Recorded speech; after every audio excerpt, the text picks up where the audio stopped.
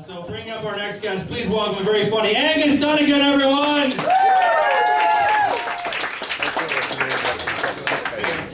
Hello, Big Cross! Hello!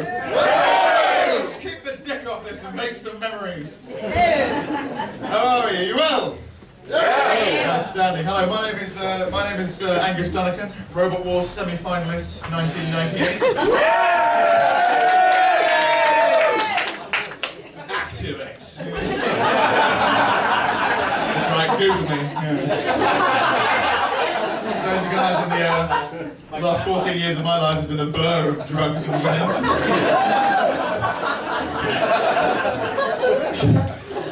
It's lovely to be back in London. I've been visiting my parents in Eastbourne. Has everyone ever been to Eastbourne? No. A few people, and yet you still have glimmers of hope in your eyes.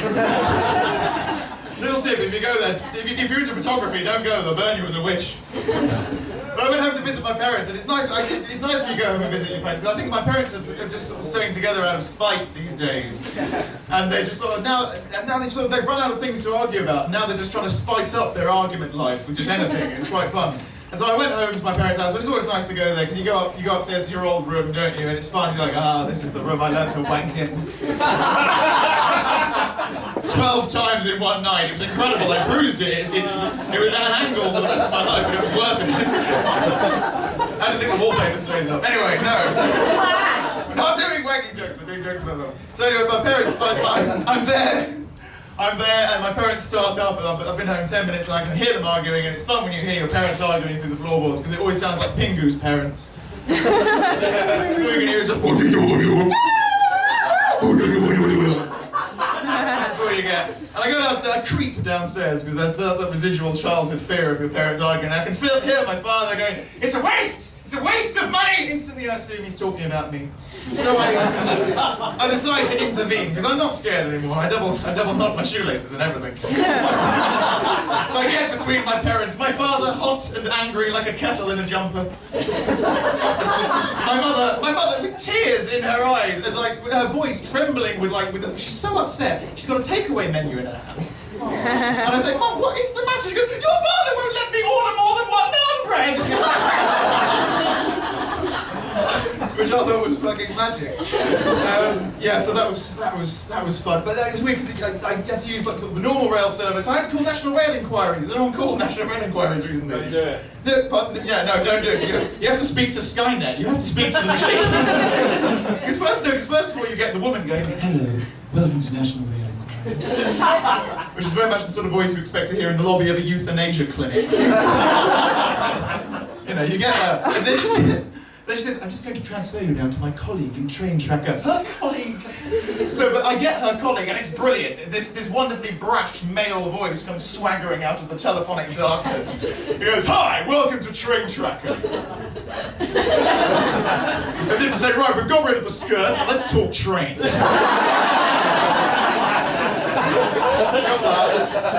That was brilliant. Clapham Junction I've been through Clapham Junction for anything. Clapham Junction is amazing. It's like a nightmare, isn't it? It just sort of goes on forever. It's been like the film Labyrinth, isn't it? Staircase. Your eyes can be so cruel. And all that business. And so there's all, and you just sort of go, and it's odd. I get kind of disorientated at Clapham Junction. Time, space, memory, all are one in Clapham Junction. You walk onto platform 2 and you look across, and there on platform 7 it's yourself with a beard, holding a bum. Just needed a third thing. So that was fun. This is lovely. You guys are good audience. It's fun because I took a bit of a break from comedy, and I've kind of come back to it recently, and it's very hard because it's very hard to be original. It's very hard to be original in life, isn't it? You're trying very hard with the hat, and that's cool.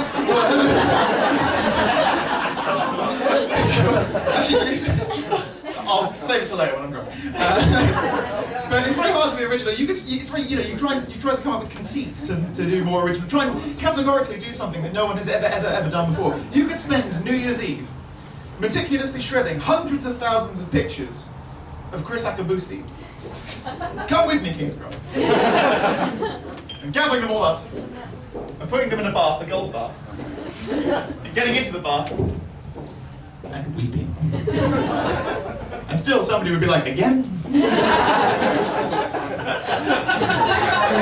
Again with this shit? Okay, I've probably done my time for this section, so I'm just going to tell you a quick story, if that's okay. I was walking home the other day, and I was walking along, and there was a guy coming towards me who was, shall we call him, he was a gentleman of the street. He looks like the kind of guy you'd expect to see on Brighton Pier on a Friday night trying to sell some foreign students his shoes. New Fritz, 20 quid. So there's that, and so he was walking towards me, and he had this. Now this is... that's like a great, like, thing, kind of thing. And it was really good, and he was walking down the road towards me, and it over his eyes, he was going like this.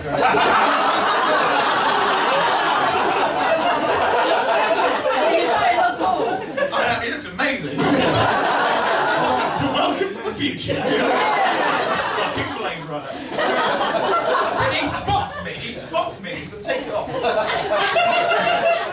He sidles up to me and he goes, "Yeah, mate, get on that."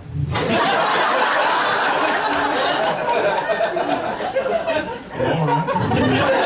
So I try it on, and immediately I can kind of tell it's because, like, he was walking down the road, the traffic was coming against him. I thought if you're fucked on whatever, then that would be great. There's lights and things. I thought, well done him. There's a recession on. Here's a man making his own entertainment. Much like you're doing, madam. Here's a man making his own entertainment. That's cool. And I went to give it back to him. He said, "That's all right, mate. Don't worry. I've got a spare." As he's walking away, I swear he goes, "And they have the nerve to charge us a TV license." Ladies and gentlemen, you've got some great acts ahead of you. I'll see you later.